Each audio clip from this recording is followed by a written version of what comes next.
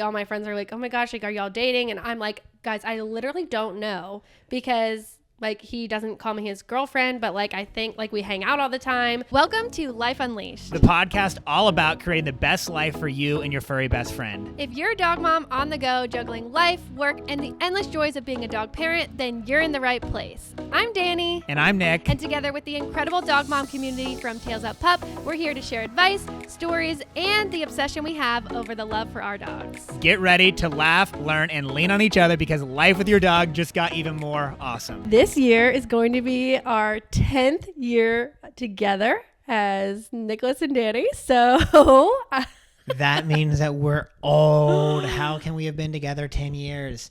And it's not like we met in high school, so it's not one of those. This will be our 7th year married. So Nick wanted to tell the story of how we met, which I thought was really fun. Yeah, that's not something that we've talked about on the podcast, I don't believe. I'm not even really sure we've shared that, like, in general on, Tails Up Pop or anything like that. We probably have, but not in, like, detail. So we will reel it back to the beginning. Well, first, I think it's very essential knowledge to know that Dani is from Philadelphia. I'm from Atlanta. We did not go to high school together. We did not know each other, like, at all. There was no, like, we were friends before and, none of that. Okay, so setting the stage. We both went to school, or we're both at school at the University of Alabama. How did I get there, you may ask? You may ask that, and it's going to be a long story. I feel like a lot of people are like, how did you end up in Alabama? Well, I went to 4 colleges in 4 years, but I did graduate in the normal time frame. Somehow. So I started in Arizona. I wanted to go somewhere warm and far away from home, and I checked those boxes off, and I absolutely hated it. And I said, Mom, help. I don't know what I'm doing. So then I went back home, and then I went to Penn State, and then I was like, this is expensive. So then I went to the community college, which actually, honestly, of all the 4 schools was my favorite, because I just like a small, intimate setting, and it was like casual, and I got to work and live at home, so I was like saving money. I just feel like I really thrived in that setting. So don't hate on community college, because it's great, and at least the one by my house was really great. But then eventually you had to go to a different school to get your bachelor's degree, and so I had to go somewhere, and that's when I was like, I'm gonna go to Alabama. I'm gonna try this again. I'm older, I'm more established, I want to go somewhere warm still. And you had family in Birmingham. Yes, so my grandmother's sister is in Birmingham, and then her family, so we actually have like a little family reunion every single year in I'm not gonna get into that, but basically we have a family reunion. So I know this family well enough that I would feel comfortable hanging out with them.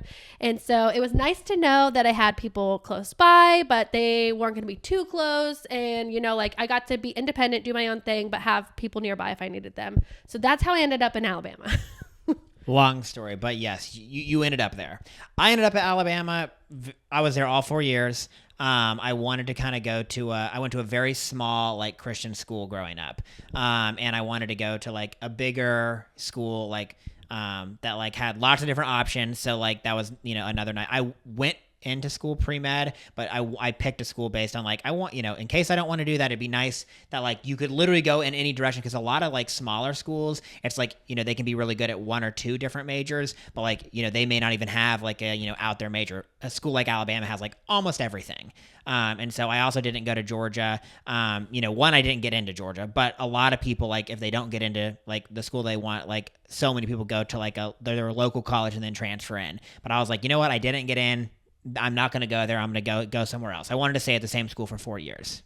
How many people from your high school went to Alabama? In my grade, only 1 other person. See, that's interesting. I feel like same with me. Yeah, not many. I didn't even know if there was one. And just people that I knew there in general was just not many. So it was like a true fresh start, which, looking back on, was a good thing for me, but it was a little scary, particularly like freshman year, going there and really not knowing many people. So when I was moving to Alabama, I entered into the pool. Okay, actually, there's a reason why, but I entered into the pool of random roommates. So when I went to Arizona, I was introduced to someone my best friend in high school moved to Arizona, which is how I ended up out there. But she didn't end up going to the same college as me. She went to a different college. But she had a friend who was going to the same college as me, asked if I wanted to room together. We like sign up to be roommates. When they finally hand out your forms and say, here's your roommate, it wasn't her on the form. So I don't know what happened. I still to this day don't know what happened. Did she just abandon me? Did the school mix things up? Like, I don't know what the true story was, but I ended up with a random roommate in Arizona. So Nick's making a face. I mean, I didn't know that. Yes. So I had plans to be with someone who wouldn't be totally random, but I get with a random girl. She ended up being great. We became friends and it was a fine time. So I did not have a bad experience with a random roommate. So when I went to Alabama, I was like, you know what? I don't know anyone and I feel comfortable doing the random roommate. So that's how I'm going to do it. So I end up getting into an apartment because now I'm a junior and I have 3 other girls in my apartment. So there's 4 of us and we all were randomly put together.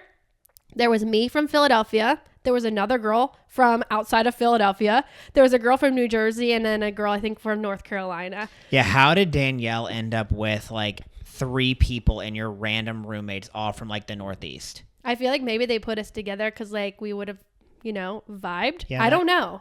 We have no idea. But we did all get mostly along together for the most part. And so the one girl from Pennsylvania ended up becoming like the girl that I clung to the most. And I was like, okay, she was very accepting of me. And I was like, this is great because she had been there for 2 years already. So her sister ended up going to our school. She already had a boyfriend. Her boyfriend had these friends. And so she knew people. So she brought me into her group and like, that was so nice of her because I literally was like plopped in the middle of nowhere and had no one. And she was like willing to like, she took me to tour the school and like hang out with her friends and stuff. So that was really nice of her.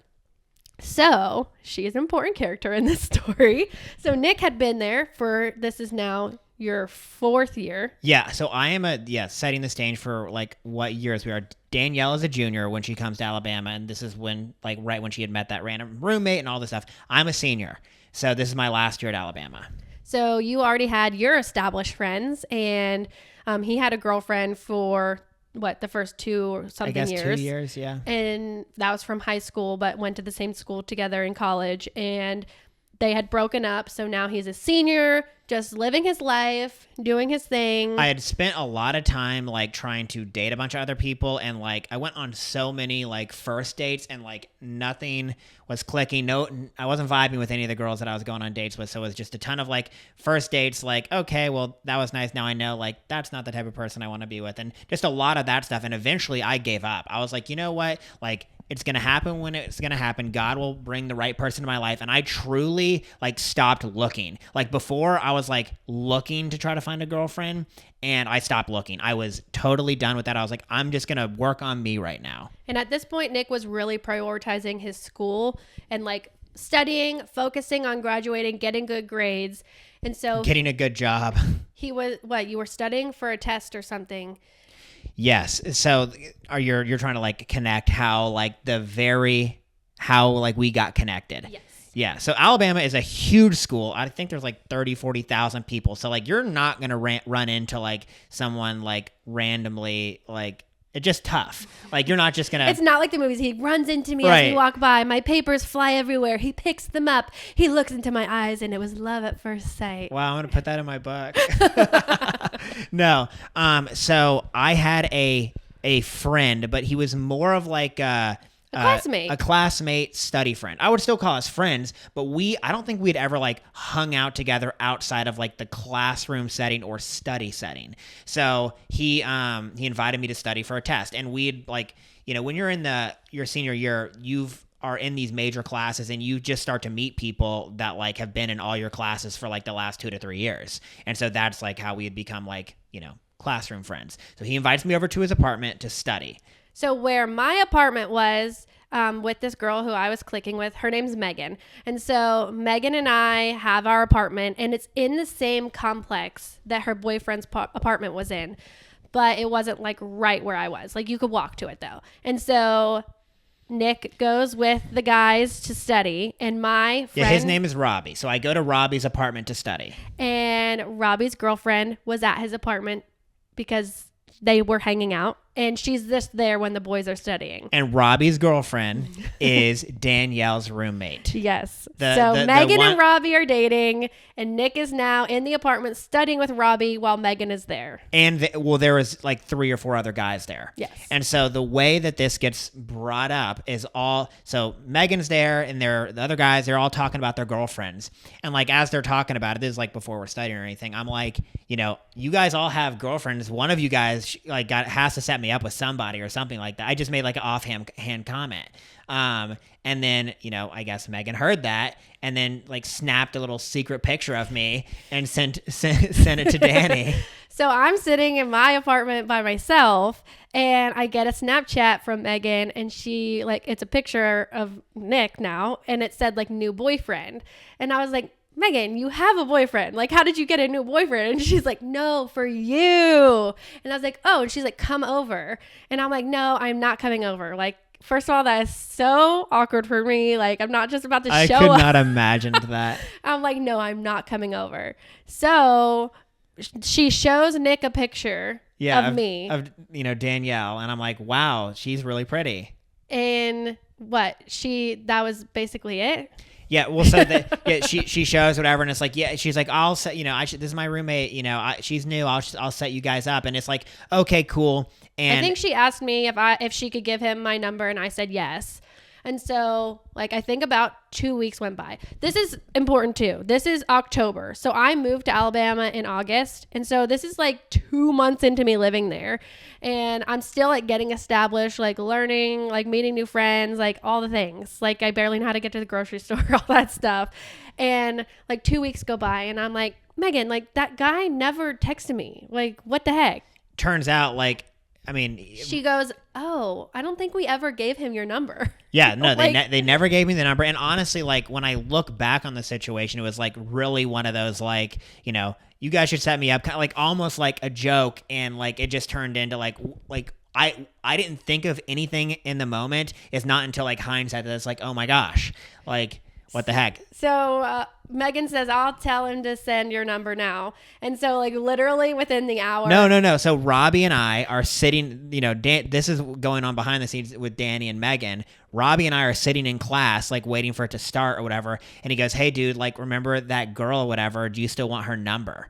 And I was like, oh yeah, I almost had forgotten about it, honestly. And I had not forgotten about it. And I was like, oh yeah, no, yeah, well, you should have done that. Thanks for, I'll take it, kind of thing.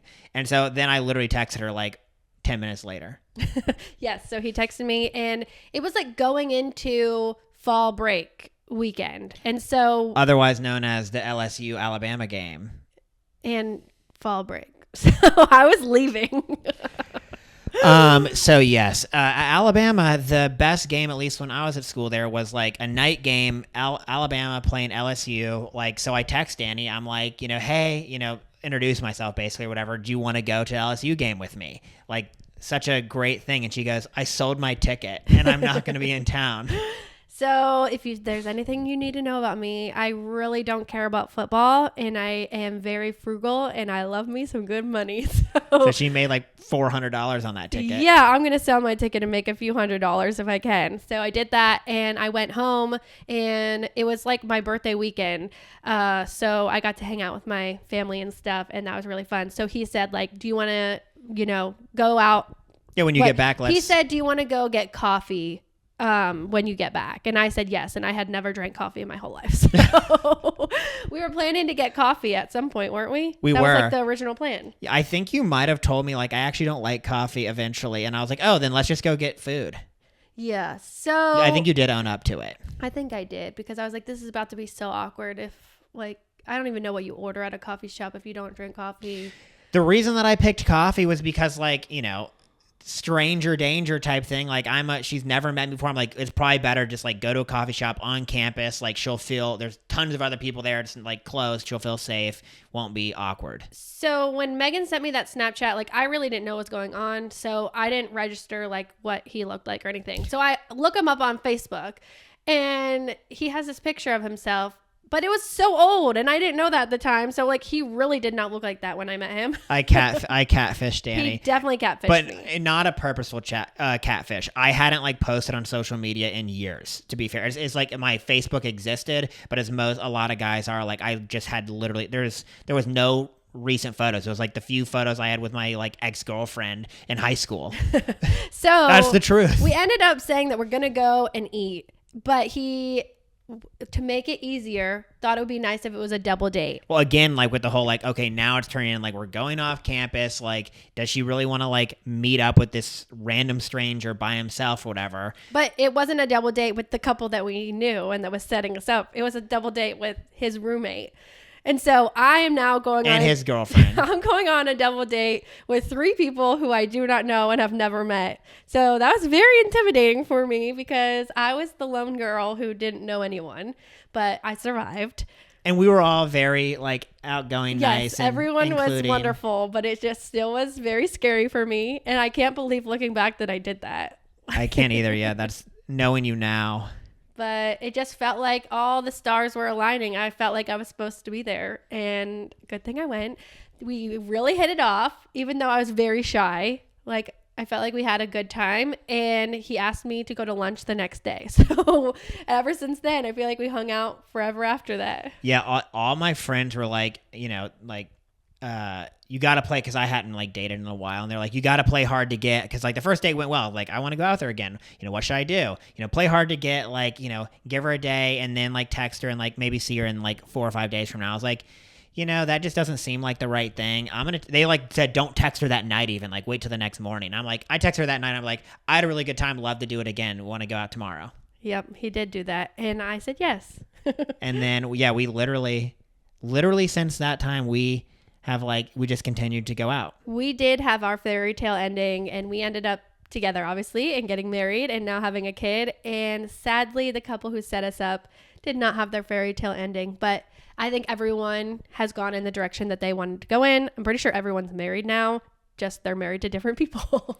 Yeah, somehow. But it's crazy that they were together for so long. They set us up, and then we ended up being together. Yeah, somehow the blind date literally worked. I don't know. It's just kind of a weird thing. I feel like particularly in like the dating app world that we live in, like I feel like very few people truly meet like the way that we did, like a true setup blind date, like never seen or meeting the person, like except in like, you know, we're on a date. I feel like I'm like an advocate for like, you know, meeting people like we did, but it's so weird because they truly didn't know us that well, because like I said, I had only lived there for 2 months, so I only knew Megan for a short amount of time. You and Robbie had never hung out outside of class before, so the two of them didn't know us all that well, and for them to think to match us and then for us to actually work out and be like soulmates together, I feel like it's crazy. It is crazy. Yeah, like I think a lot of people, when it's like, oh yeah, our friend set us up,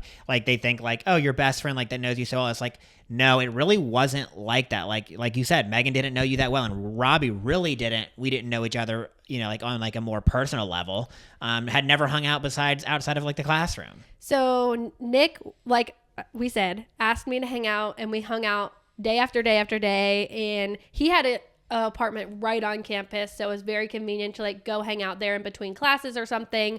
But he wouldn't ask me to be his girlfriend, and so one of my friends FaceTimes. Obviously all my friends are like, oh my gosh, like, are y'all dating? And I'm like, guys, I literally don't know, because like he doesn't call me his girlfriend, but like I think like we hang out all the time. So one of them FaceTimes me when I'm with him and said, I need to talk to him. And then she said, Nick, are you Dani's boyfriend or not? And what did you say? You were like, I said no. You said, I'm not her boyfriend, but we're dating. But we're dating. Yeah. Okay, for anyone listening to this, what would you say? Like, what does that even mean? How are you dating someone but you're not going to be their boyfriend? That doesn't even make sense. Okay. It still doesn't make sense. Okay, in my defense, first off, I had done a pretty good job of trying to explain my position to you. You just didn't get it. Yeah, I still don't get it. Okay, so you have to understand, this is November technically is the first time we actually saw each other like in person. So, you're not going to be boyfriend and girlfriend with that with the person, right away anyways. Like you'll go on like dates for a little while. Some people do, not me. Like I got to, get to know this particularly a stranger that you didn't literally know before then. So I was like, I wanted to like go on dates with this person, for a little while before I'd make that decision. But on top of that, it was compounded by the fact that like I'm a senior and I'm literally leaving like the school, and Dani's a junior, so she's going to be staying. I'm leaving in this next year. And so I didn't want to like get into like a boyfriend girlfriend relationship with somebody that like I didn't want to be very serious with and planning to like see that through like in a long distance relationship afterwards. So that's kind of like everything that was going in my head very early on. I made it clear to you that we're like, I'm not seeing anyone else. We are exclusively dating is what I said. We're exclusively dating, but like, we're not really like boyfriend girlfriend. And the reason that like I chose that terminology was like, and I had said that to you, it's like, look, like when I say like I'm boyfriend and girlfriend with somebody, like I want that to be like, very concrete and like, whatever. And so there's a difference in my mind there between like, oh, we're kind of casually dating exclusively. I never would date somebody. Some people be like, oh, I'm dating I'm dating, and like you could be dating multiple people. I made it very clear that we're exclusive, but it was still not as serious as like boyfriend and girlfriend. So he did ask me to be his girlfriend in a few months. Yeah, it took we dated for a few months. Yeah, we dated without being boyfriend girlfriend, and then he said, "Will you be my girlfriend?" a few months later, and then he graduated, and then I had a whole another year at school, and he was working in Atlanta. So we did long distance, but I would drive to Atlanta like almost every weekend and we would hang out. And then when I'm graduating, I had to decide like, what are we? What am I going to do? Because I'm a girl from Pennsylvania, dating a guy in Atlanta, living in Alabama. So I have some very big decisions to make. And so I actually, wasn't it before we started dating that I got my job offer? Not before we were dating. Before I met you. Was it right? No, you were a junior. You didn't have your job offer. Yeah. Okay, so I get my job offer at the beginning of my senior year. Yeah, so we're dating, but I get a good job offer from Amazon, and it's which could have sent you anywhere. That was the problem. So yeah, they could send me anywhere. So was I going to basically want to keep doing long distance or give up my relationship with him to go take this job basically for money? Because the more research I was doing, it wasn't a great job, but it was a great paycheck. And I was like, I actually accepted the position. And then the more I thought about it, I'm like, you know what? I just feel like my gut was saying this is not the right thing to do. Well, and I was giving you counsel too, because you were like, a lot of the people are saying that it's like a bad environment. And I was not enjoying my job. And I said, Dani, I'm telling you, like, do not go to like a job that you think like from the beginning you're not going to like just for money. So I ended up like, we sat down and had a good conversation. Like, I feel like I can't move for you without any commitment that more than just what we are. Like, I feel like I have to make a decision based on myself and not based on you. And that's when we were kind of like, okay, yeah, we are going to get married.